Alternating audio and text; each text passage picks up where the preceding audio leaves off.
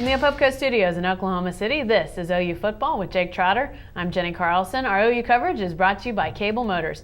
All right, Jake, a lot of focus down in Austin right now, which OU fans usually have an eye towards Austin, but coaches left and right heading out of Austin. How does this have an impact on Oklahoma?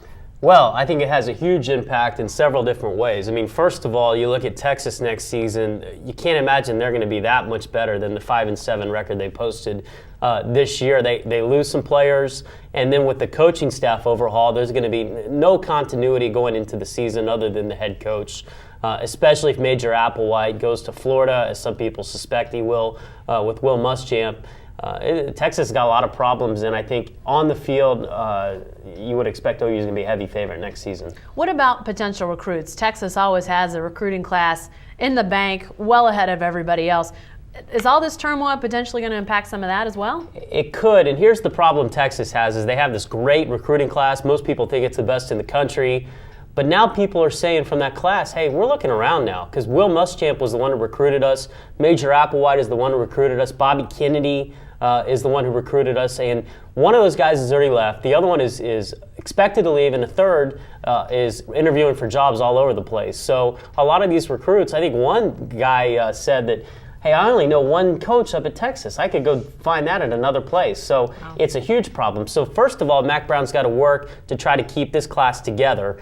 Secondly, he's got to feel who knows how many vacancies by the end of the week on his coaching staff, which is going to take up a good chunk of his time and his resources. And this is a big week for recruiting juniors, and Texas is going to have to place that on the back burner. That's going to allow OU to maybe get a head start on some of these guys in the Lone Star State for the that are juniors that are going to be seniors next year, the class of 2012.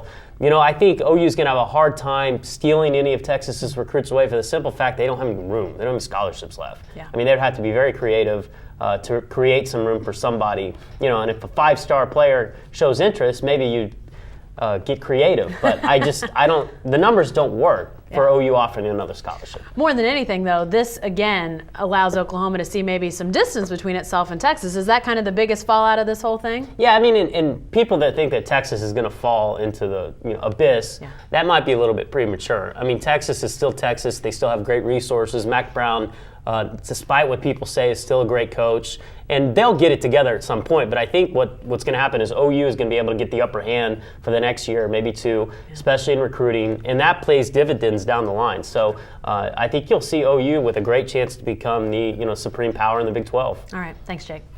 Hey, stay with the best coverage team anywhere at newsok.com and every day in the Oklahoman.